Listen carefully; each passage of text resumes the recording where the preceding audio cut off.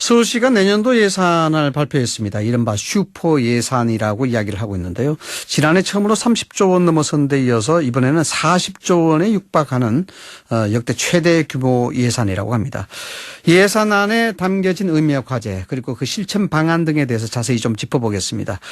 오늘은 박원순 서울시장님 직접 전화 연결되어 있습니다. 박원순 시장님 나와 계십니까?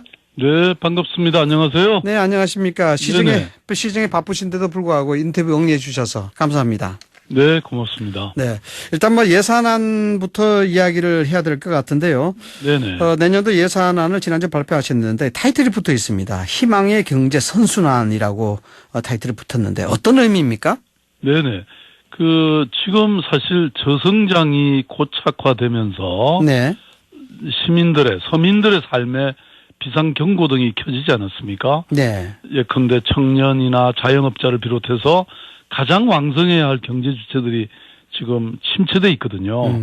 이런 위축된 경제를 뭔가 속 시원하게 순환시켜서 네. 희망을 만들겠다 이런 취지고요. 네. 그래서 이러한 시민의 삶의 숨통이 트여야 도전이나 혁신이 활발해지고 네. 경제 성장이 일어나지 않겠습니까? 네네. 그래야 또 일자리도 늘어나고요. 이게 바로 희망과 선순환의 경제 공식이다. 네. 저도 이렇게 생각해서 이번에 확대 재정을 통해서 바로 이런 시민의 삶과 고통을 해결하겠다 이런 네. 뜻입니다. 뭐니 해도 먹고 사는 문제가 제일이니까 경제가 좀 위축됐으니까 이걸 좀 선순환 시켜보겠다 이런 의미인 것 같아요. 네네. 네.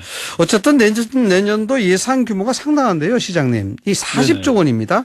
예산을 이렇게 늘린 이유 특별하게 있다고 보시면 어떤 건지요? 예, 제가 취임한 이후에 서울시는 본래 채무보다 약 8조 원 정도, 네. 7조 원 정도 채무를 갚았습니다. 네. 그래서 그동안 아끼는데 주력을 했는데요. 지금은 과감히 좀 곡간을 풀 때라고 생각합니다. 지금은 풀 때다. 네, 네. 그렇습니다. 시민들이 그야말로 고난의 강을 건너고 있는데요. 네. 움켜쥐고만 있는 게 능사가 아니지 않습니까? 네. 그래야지 일단 민생의 주름을 펴야 움츠러든 경제가 살아날 것 같습니다. 네. 그래서 예산은 흔히 숫자로 표현한 정책 의지라고 하는데 지금은 그야말로 적극 대응해서 뭔가 문제를 해결하겠다 이런 뜻입니다. 네, 지금은 발등에 떨어진 불을 끌 때다 이런 말씀이시죠? 네네. 네. 자, 그런데 이게 예산 집행 이 문제는 별 문제가 없을까요? 채무도 있긴 많다고 들었는데요. 예, 서울시 재정은 굉장히 건실하고요. 네. 또 이번 예산안도 결국 서울의 이런 재정 건전성은 해치지 않는 범위 안에서 하는 최대 투자다 이렇게 봐주시면 되겠습니다. 네. 아까 말씀드린 것처럼 지난 8년간 채무를 7조 원 이상 이미 감축해서 투자 여력도 확보했고요. 그다음에 세계적인 이 신용평가 기관인 네. S&P라고 있는데요. S&P요? 네. 예, 여기서도 4년 연속 AA 등급으로 발표하고 있고 또 행정안전부가 설정한 이 재정 기준이 있거든요. 네. 여기 예산 대비 채무 비율이 25%인데 저희들은 아직 거기까지도 안 간 22% 정도입니다. 네. 그리고 또 최근에 IMF라든지 여러 국제 기구들도 우리 대한민국 정부에 대해서도 공공 지출 확대가 경제 활성화에 도움이 되니까 좀 더 확대하라고 이런 권고를 계속하고 있거든요. 네. 네네. 한마디로 말씀을 요약한다 그러면은 재정에 대한 부분들은 건전성에 문제가 없으니까 예산을 좀 확대해서 늘려잡아도 괜찮다 이런 말씀이신 거죠? 예, 그렇습니다. 네. 자, 이 시민들이 절박하게 느끼는 곳에 대거 집중했다 이런 얘기가 나오고 있는데 이번 예산안이 10대 부분이라고 이야기를 합니다. 이게 뭔가요? 그러니까 그야말로 시민들이 가장 고통받는 부분, 또 시민의 삶에 가장 절실한 부분이라고 말씀드릴 수 있는데요. 그게 바로 청년 수당 등을 통한 청년 출발선을 지원하겠다는 것이고요. 네, 출발선 지원. 네. 돌봄이라든지 신혼부부가 이제 정말 지금 결혼을 늦춘다거나 또 출산을 연기하는 이런 일이 벌어지고 있지 않습니까? 네네. 주거 때문에. 지금 저출산이죠 또. 네. 그렇죠. 신혼부부 주거라든지 이런 7대 분야인데요.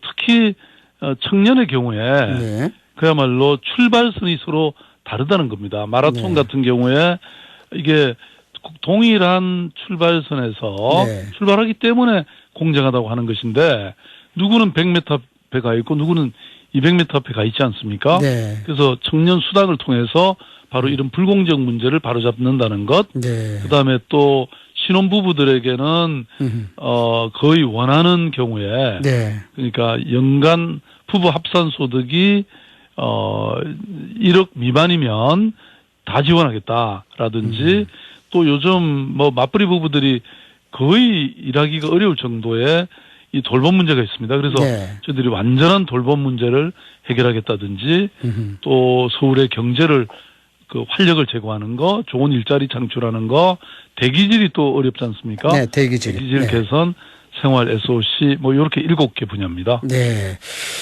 방금 뭐 시장님께서도 말씀을 하셨습니다만 뭐 신혼부부의 주거 지원, 공공주택, 청년수당 확대 이런 것들에 대해서 국민적 기대도 있고 관심도 큰데요. 이게 이처럼 뭐 예산을 사람에게 투자하시는 그런 어떤 뭐 시장님의 철학이라든가 또 어떤 특별한 이유가 있다고 생각이 드는데 어떻습니까? 예, 뭐 사람에 대한 투자야말로 가장 확실하고도 효과적인 미래 투자다. 이렇게 우리가 저는 봐야 된다고 생각하고요. 네네. 특히 공공이 청년들의 기댈 언덕이 돼야 된다고 생각합니다. 네, 청년의 공공기관이. 아픔과 네. 절망에 공감하고 또 실질적인 힘을 보태고 또 인구 감소라든지 이런 사회 위축, 저성장으로 이어지는 이런 악순환을 선순환으로 바꿔야 우리에게 미래가 있다고 생각합니다. 네. 그리고 또 이번에 저희들이 조사를 해보니까요. 신혼부부 주거지원 확대, 이걸 저희들이 한 1조 원 매년 네. 그래서 3년에 걸쳐서 3조 원을 투자하는데 네. 그렇게 하니까 약 8조 원의 생산 유발 효과와 3만여 개의 일자리가 창출된다. 아, 생산 유발 효과가 있다고요? 그렇죠. 네. 이런 파급 효과가 있다는 것입니다. 네. 그래서 이게 꼭 먹고 알 먹고죠. 네. 그 공공 쪽이 결국 뭐 청년들의 구제를 위해서 인프라 역할을 해야 된다 이렇게 이제 이야기가 들릴 것 같은데요. 네. 그래도 뭐 여전히 부정적인 좀 시각은 있는 것 같습니다. 취임 초에 시장님께서는 시민의 삶을 바꾸는 10년 혁명 이렇게 강조하긴 했는데 포퓰리즘 비판 이게 여전한데 어떻습니까? 예, 저는 포퓰리즘이 아니라 리얼리즘이다. 리얼리즘이다. 그러니까 청년들이 처한 이런 절망적 상황을 이해한다면 저는 그런 얘기는 안 나올 것이라고 봅니다. 왜냐하면 너무나 지금 청년들은 절박한 상황이거든요. 네. 네, 뭐 오랫동안 취업을 못하고 또 그것을 바라보는 부모님 입장에서도 이게 사실 말이 아니죠. 그래서 네. 과거의 청년은 사실 희망의 상징으로 여겨졌잖아요. 네. 그래서 복지의 수혜 대상에서도 제외돼 있었고, 그런데 지금 현재 청년들이 닥치고 있는 현실은 너무나 절박하다는 것이죠. 그래서 네. 너무 자존감도 움츠러져 있고, 그 다음에 뭐 이렇게 상처받고 이런 상황입니다. 서울시가 이렇게 과감한 투자를 해도요, 청년 예산은 총 합쳐서 5,500억밖에 안 되고, 5,500 어르신 정도요? 예산은 네. 이미 2조 6천억이 됩니다. 그러니까 상대적 차이가 있네요. 네. 그렇습니다. 어르신은 아무래도 우리가 돌봐야 될 분들이 많으시기 때문에 네. 이미 2조 6천억이 돼 있는데 청년들은 지금까지 그런 정책이 별로 없었던 거죠. 네. 네. 포퓰리즘이 아니고 리얼리즘이다. 절박한 상황에서는 포퓰리즘보다는 리얼리즘이 맞겠죠. 예. 자료를 보니까요. 예산안에서 완전 돌봄 체제 구축하면서 좋은 일자리도 함께 창출하겠다. 이런 구상의 자료도 보이는데 그렇다면은 뭐 아이를 맡기는 맞벌이 부부 입장에서는요. 시장님. 네네. 아이를 믿고 맡기는 안전망 구축 이것도 참 중요한데 돌봄이라든가 보조교사들의 처우 개선 또 아동 학대 방지 관련 예산 이런 것도 있습니까? 예, 그렇습니다. 요새 영화의 극장가에서 82년생 김지영이라고 하는 네. 영화가 지금 굉장히 사람들을 많이 네, 보고 화제가 있거든요. 되죠. 네. 네, 그것은 그만큼 이렇게 여러 가지 그 영화가 시사하는 바가 있지만 특히 돌봄이 큰 또 이슈 중에 하나입니다. 네. 그래서 이 보육교사 처우 개선하고 또 아동학대 방지 이게 상호 연결된 문제인데요. 네. 보육교사들이 사명감과 전문성을 갖고 일할 수 있는 여건이 마련되면 보육의 질이 자연스럽게 높아지고 또 아동학대 같은 이런 불미스러운 일이 또 차단될 겁니다. 네. 그래서 저희 서울시는 내년에 어린이집 보조교사로서 보조교사나 보육도우미 이렇게 약 1,000명의 보육 인력을 추가로 충원하고 또 보육교사 휴게 시간이라든지 보육의 질을 높여갈 계획인데요. 네. 특히 아이 돌봄의 경우에도 이 6,000명을 추가로 양성해 나갑니다. 네.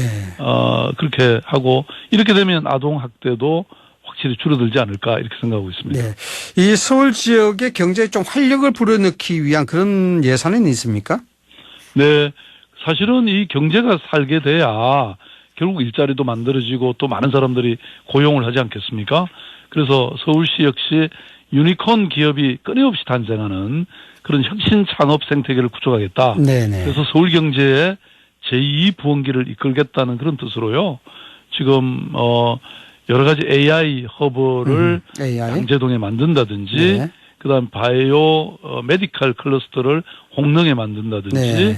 또 지금 여의도에는 금융 전문 대학원이라든지 핀테크 산업 단지를 지금 만들고 있습니다. 네네. 그래서 일자리야말로 우리의 경제를 움직이는 원동력인데요. 내년에 역대 최고의 일자리 예산을 반영했습니다. 2조 126억 원이 되는데요. 네. 이렇게 되면 약 40만 개의 일자리가 40만 개. 만들어지지 않을까 네. 이런 생각이고요. 네. 그리고 복지가 낭비라고 생각하는데 사실은 이런 사회 서비스 일자리가 바로 또 고용도 일어나게 만들거든요. 네, 고용을 고용과 유발한다. 복지가 이 두 마리 토끼를 한꺼번에 잡는 그런 일이 되겠죠. 네, 복지는 낭비가 아니다. 예, 알겠습니다. 뭐 지난주에도 이 문제 때문에 시민들이 참 많이 불편했는데요. 미세먼지입니다. 미세먼지 해결에는 어떤 노력을 기울이실 생각이십니까?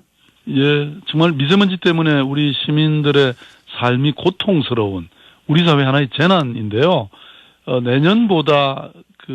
내년에는 올해보다 약 3천억 넘게 정액한 약 8,100억 원 정도의 예산을 투입합니다. 네. 그래서 우선 배출원을 차단하는 데 역점을 두고 있고 그래서 특히 교통 분야에서 전기차나 수소차 같은 친환경 자동차를 보급하는 거 그게 한 2천억 정도 투입되고요. 네네. 그래서 내년에는 그 친환경 자동차가 11,000대 정도 추가 보급됩니다.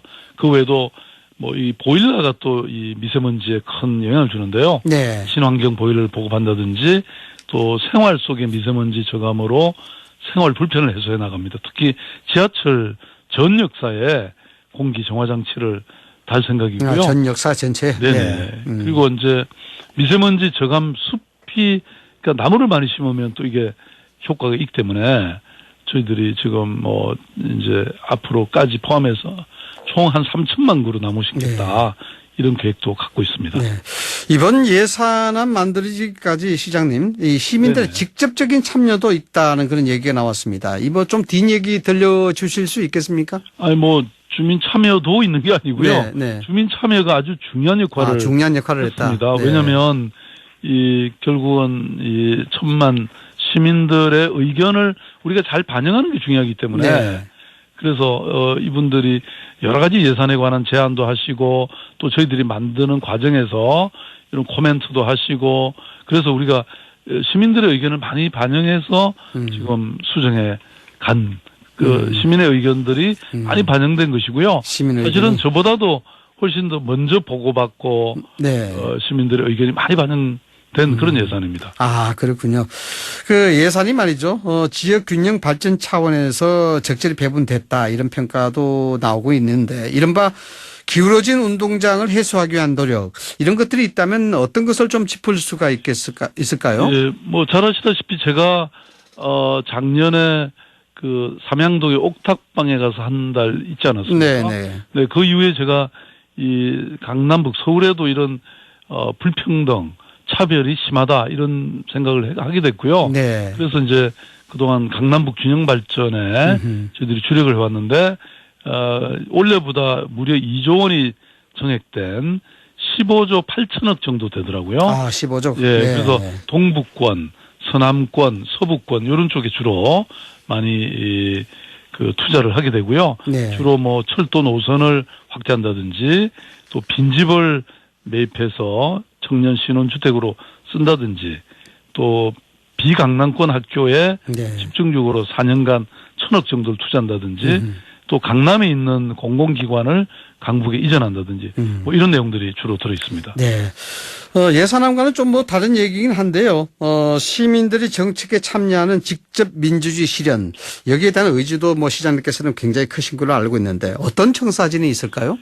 민주주의와 저는 경제는 직결되어 있다고 생각하는 게요. 네. 홍콩에 저렇게 시위가 이어지고 특히 그게 탄압이 이어지면서 지금 그 기업들이 이렇게 탈러시가 지금 우려되고 있지 않습니까? 네. 그래서 저는 민주주의라는 것이 잘 정착되면 이게 먹고 사는 문제이기도 하다. 먹고 사는 이렇게 생각하는데요. 네. 서울은 뭐 지금 민주주의 서울이라고 해서 온라인 플랫폼을 만들어 가지고 네. 거기에 시민들이 누구나 제안하고 또 시민들끼리 토론하고 심지어는 뭐 투표를 해서 결정까지 하면 네. 서울시가 그 시민 수기 예산을 통해서 반영하겠다. 그야말로 예산도 시민들의 손으로 직접 설계하는 거죠. 네. 그래서 지금 금년에 2천억 정도의 시범 실시를 했고요. 내년 후내년까지 1조 원까지 단계적으로 확대해 갈 생각입니다. 네. 그러니까 시민이 직접 만드니까 음흠. 그만큼 효과가 있고 이렇게 탁상 공론이 아니고 네. 실제 시민의 삶을 해결하는 그런 예산이 되는 것 같습니다. 뭐 시정을 책임지는 입장에서는 당연히 시민들의 의견이 중요할 수밖에 없다는 그런 생각을 해봅니다. 맞습니다. 네. 네, 시장님 뭐 오늘 예산안 관련해서 여러 가지 질문을 드리고 있는데 네. 그런데 뭐 시장님께서 워낙 뭐 대권 주자 중에 한 분이라서 이런 질문을 또 피해갈 수가 없을 것 같아요. 예. 네. 이게 시장님도 한때 뭐 대선 주자 지지율 1위 기록하신 적이 있는데 현재 2.3% 정도 지지율 나오고 있습니다. 좀 더 상대적으로 좀 약하다는 생각이 드는데 왜 그렇다고 보십니까? 저는 뭐 지금 우리가 그런 대선인이 이런 표현보다는요. 네. 지금 좀 전에 제가 예산 설명 들으면서 말씀드린 것처럼 민생에 집중할 그런 시기라고 생각합니다. 민생 저는 집중. 정치의 시기가 아니고 민생의 시기가 작동돼야 될 그런 시기가 아닌가.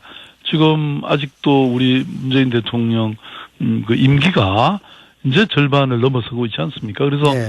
저는 좀 우리 모두가 지금 이런 분쟁과 갈등과 지금 대결이 첨예하지 않습니까? 네. 그래서 오히려 정말 시민들의 삶을 생각한다면 좀 더 우리가 집중해야 될 때가 이렇게 민생이 아닌가 이렇게 생각하고 있습니다. 네, 뭐 시장님께서는 이게 의도했던 의도하지 않았었던 어쨌든 최근의 행보 자체가 언론 환경에 대해서 그 중심에 서 계신데요.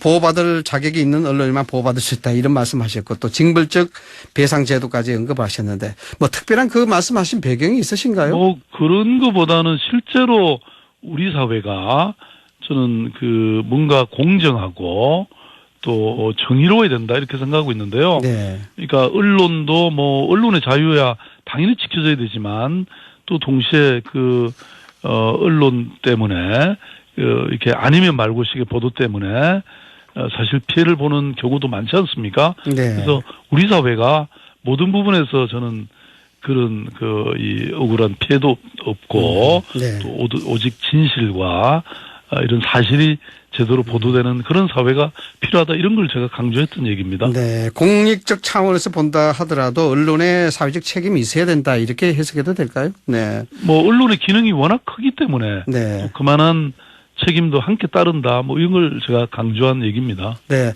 어쨌든 뭐 이런 논란이 쉽게 사그라들 가능성이 좀 약해 보이는데요. 뭐 특정 언론을 거론해서 죄송합니다만은 TBS 교통방송 같은 경우에는 정치적 중립에 대한 비판도 여러 가지 나오고 있는데 네. 보호받을 가치가 있는 언론 중에서 TBS도 그렇게 보호받을 가치가 있는 언론이라고 보시는지요, 시장님? 저는 뭐 모든 언론은 네. 다 말하자면 보호받아야 된다. 모든 언론은 이런 생각을 네. 하고 있고요. 왜냐하면 그 토마스 제퍼슨이라는 분은 네.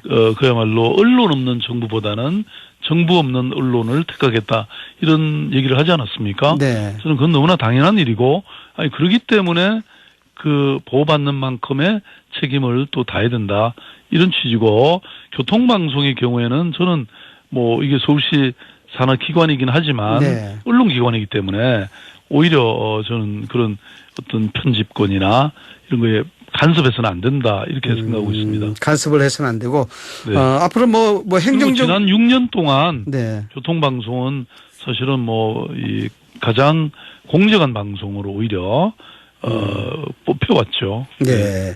토머스 제퍼슨의 이야기도 언급을 해 주셨습니다만은 미국같이 이제 언론에 대한 징벌적 손해배상 제도를 도입해야 된다. 이게 중요하게 주장을 하고 계시는데 앞으로도 이 철학이라든가 이 소신은 계속해서 가지고 가실 생각이십니까? 언론에 대한?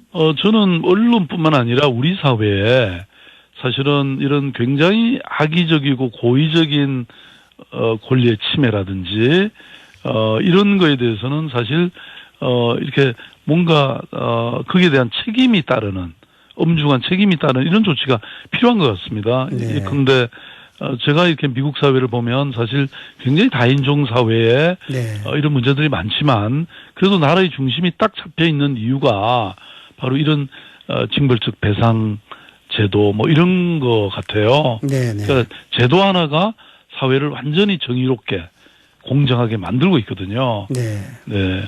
그래서 이제 징벌적 손해배상 제도, 미국의 그런 제도들이 미국 사회를 끌고 가는 뭐 동력이 될 수가 있다 이렇게 보시는 거군요. 네. 예, 제가 이렇게 미국 사회를 보면 그 정말 큰 나라고 또 굉장히 복잡한 사회인데도 이렇게 정말 그 강대국으로서의 위상을 가지고 있는 이유는 이런 사회적 신뢰 그리고 그 신뢰에 기반해서 그 신뢰를 깨뜨리는 사람에 대해서는 네. 또 엄정한 어떤 이런 징계라고 할까요? 네, 네. 법이 이런 게 잣대. 사회적으로 네. 작동되고 작동되고 있기 때문에 그런데 우리는 법치주의라고 하면서 사실은 뭐 거미줄 같이 이렇게 위반해도 뭐 괜찮고 이런 사회는 결코 정의로운 사회가 될 수 없죠. 네, 예나 지금이나 뭐 정치 사회적으로 논란이 있는 그런 사람들에게 법의 잣대는 엄격하게 돼야 된다 이렇게 해석해도 되는 거죠. 네, 네 그렇습니다. 네, 알겠습니다. 시정에 대단히 바쁘실 때도 불구하고 오늘 불교 방송에 인터뷰 응해 주셔서 감사합니다. 네, 고맙습니다. 네, 지금까지 박원순 서울시장이었습니다.